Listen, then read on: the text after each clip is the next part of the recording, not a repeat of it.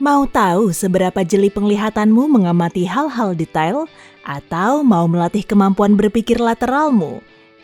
Kenapa kamu menatapku begitu? Oh, kamu mau teka-teki? Oke, ini kan yang kamu minta?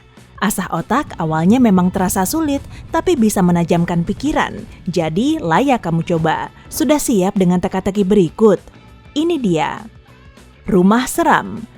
Miko tersesat saat sedang mencari jamur. Setelah berjam-jam mencoba mencari jalan keluar, dia melihat rumah kosong. Jadi dia mencoba peruntungannya dengan menanyakan arah. Setelah dia memasuki rumah itu, pintu di belakangnya terhempas keras lalu tertutup. Kemudian terdengar suara menyeramkan. Kamu telah memasuki rumahku tanpa izin. Jangan harap kamu bisa keluar dengan mudah. Di ruangan itu terdapat 3 pintu dan suara itu terdengar lagi. Hanya 1 pintu yang bisa membebaskanmu dari sini. Di balik pintu pertama ada sekawanan serigala lapar yang akan langsung menjadikanmu sasaran empuk. Pintu kedua menyimpan jutaan laba-laba berbisa. Kalau kamu membuka pintu ketiga, api membara akan menyambutmu. Pilihlah dengan bijak, waktumu cuma 7 detik untuk membebaskan diri. Miko harus pilih pintu ketiga. Dia cuma perlu menunggu sampai apinya padam. Teka-teki mahasiswa filsafat. Kamu seorang mahasiswa yang akan mengikuti ujian filsafat penting hari ini. Aduh, stres berat. Seperti kebanyakan temanmu, kamu sering bolos kuliah dan jarang belajar. Saat kamu masuk ke kelas, dosenmu meletakkan kursi di tengah ruangan lalu berkata, "Kalian semua tidak mempelajari mata kuliah saya, jadi kesempatan kalian lulus sama saja. Kalian lihat kursi ini kan? Buktikan kalau kursi ini tidak ada. Siapapun yang berhasil meyakinkan saya akan lulus." Sang dosen terdengar menakut-nakuti dalam pertanyaan pertamanya. Tapi mari kita kesampingkan itu. Apa yang harus kamu tulis agar bisa lulus ujian?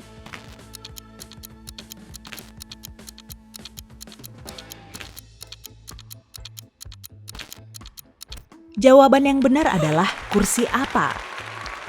Pulau di danau. Mira terdampar di sebuah pulau di tengah danau yang airnya dalam. Dia tidak bisa berenang dan tidak punya perahu. Kota terdekat berada di pantai dan jaraknya sejauh 8 km. Dia cuma punya 3 tali yang masing-masing sepanjang 0,6 meter. 3 jam kemudian Mira telah sampai di kota tersebut. Bagaimana dia berhasil lolos dari pulau itu?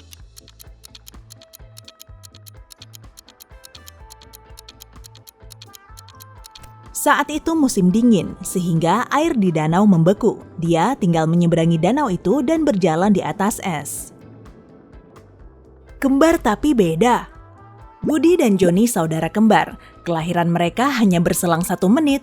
Budi dulu, lalu Joni. Tapi entah kenapa, ulang tahun mereka berselang 2 hari tiap beberapa tahun. Bagaimana mungkin?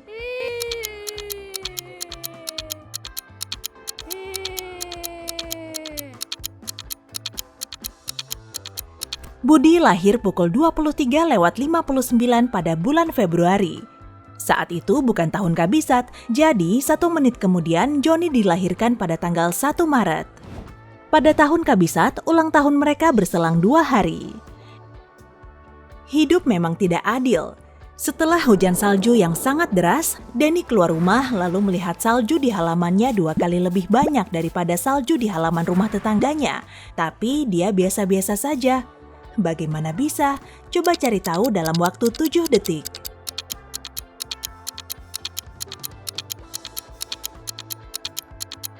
Tak ada misteri atau semacamnya, itu karena luas halaman rumah Denny 2 kali lebih besar. Pilihan makanan Ani yang aneh. Ani suka tomat tapi tak suka kentang. Dia makan anggur tapi tak suka selada. Dia suka kacang polong tapi tidak tahan makan bawang. Dia suka timun tapi menghindari wortel. Apa kamu bisa cari tahu si gadis pemilih ini lebih suka apel atau labu?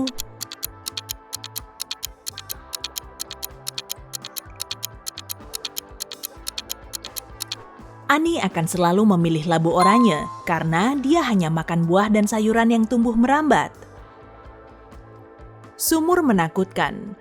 Ruli sedang dalam perjalanan pulang saat hari kerja yang panjang. Saat melintasi taman, dia mendengar langkah kaki yang sedang mengikutinya. Dan tiba-tiba semuanya menjadi gelap. Dia terbangun di dalam sumur. Oh, syukurlah airnya cuma sedikit. Tapi saat dia berusaha memanjat keluar dari sumur, dindingnya terlalu licin. Di situ terdapat tali dan ember yang terikat di ujungnya. Ember itu tergantung cukup rendah. Meski sudah berusaha sekuatnya, dia tidak bisa meraih ember itu. Setelah berpikir sejenak, dia menemukan solusinya. Dan 15 menit kemudian, dia berhasil keluar dari sumur dan menyelamatkan diri. Apa kamu tahu bagaimana cara Ruli lolos?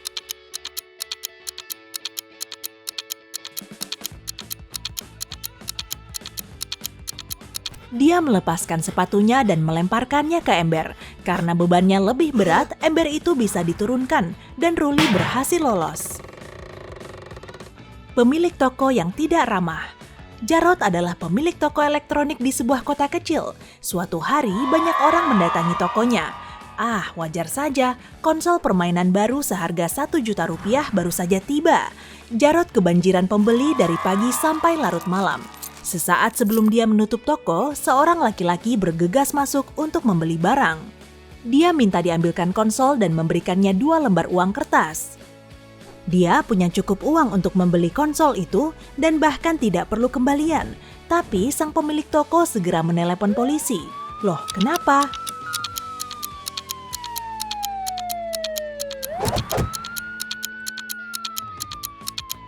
Konsolnya seharga 1 juta rupiah, tapi laki-laki itu memberi Jarod 2 lembar uang kertas saja. Artinya masing-masing senilai 500 ribu rupiah.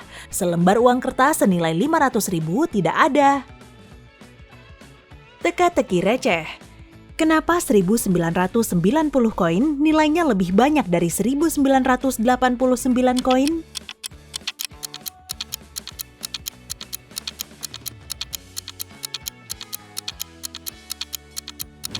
Ya, alasan yang sama dengan pertanyaan, kenapa 10 sen lebih banyak dari 9 sen? Angka itu tidak menunjukkan tahun, tapi nominalnya. Jatuh fatal. Maria sedang berdiri di atas tangga sepanjang 24 meter sambil memegangi seember cat. Tiba-tiba saja dia tergelincir dari tangga lalu jatuh. Tapi dia cuma menumpahkan catnya, dia tidak terluka sedikit pun.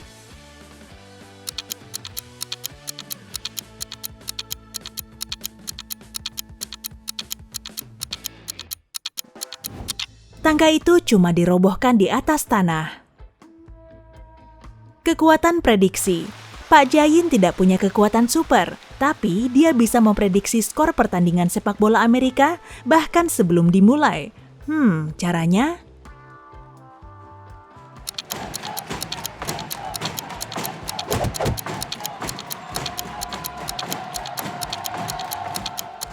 Kamu juga bisa meramal seperti itu. Skor setiap pertandingan sebelum dimulai selalu sama, yaitu 0-0. Teman seperjalanan.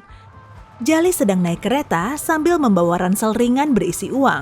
Dia mau membelikan ibunya mobil. Di kereta, dia berkenalan dengan Pak Broto. Keduanya asyik mengobrol, tapi kemudian Jali tertidur. Saat keretanya tiba di stasiun tujuan Jali, Pak Broto sudah tidak terlihat. Jali mengambil ranselnya. Ransel itu memang terlihat sama, tapi di dalamnya tidak ada uang. Isinya hanya sekrut dan paku. Dia bergegas menyusul Pak Broto dan melihat lelaki itu membawa ransel yang sama persis. Setelah Jali menghubungi polisi, Pak Broto menjelaskan dia telah salah mengambil ransel. Tapi polisi tetap menahannya. Kenapa?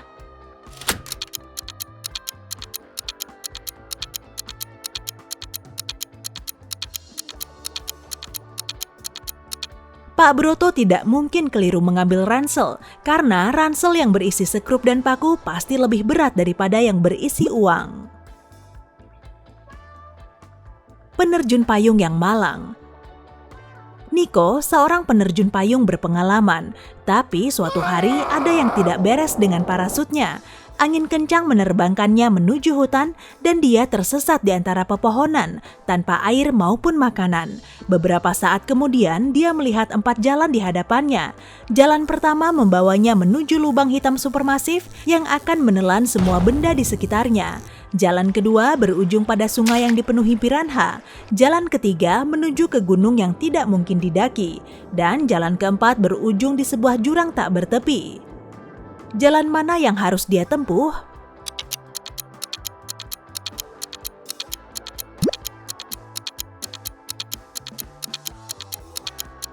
Nico harus mengambil jalan ketiga. Siapa bilang dia harus mendaki gunung itu? Dia bisa mengitarinya saja. Matematika yang menjebak. Berapa kali kamu bisa mengurangi angka 50 dengan 2?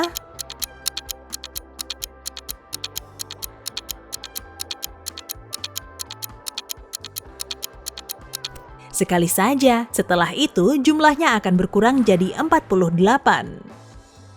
Bola ajaib. Kamu melemparkan bola sekuat tenagamu. Bola itu tidak memantul ke objek apapun, dan di situ kamu cuma sendirian. Tapi bolanya tetap kembali ke tanganmu. Bagaimana bisa?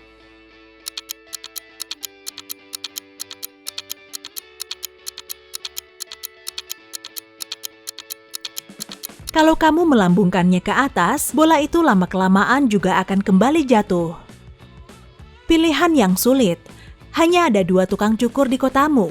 Potongan rambut tukang cukur pertama rapi, tempat kerjanya juga bersih, sementara potongan rambut tukang cukur kedua berantakan dan salonnya sangat kotor. Kalau kamu mau potong rambut, tukang cukur mana yang kamu pilih?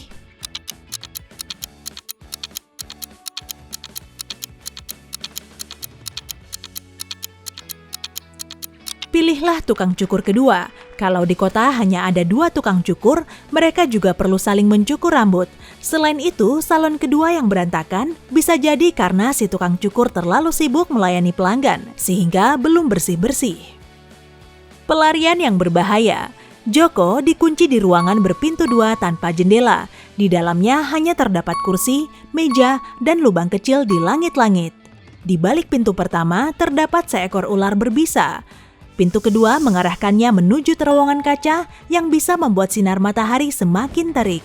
Kalau memasukinya, Joko tidak akan tahan dengan suhunya yang sangat panas. Bagaimana caranya bisa lolos?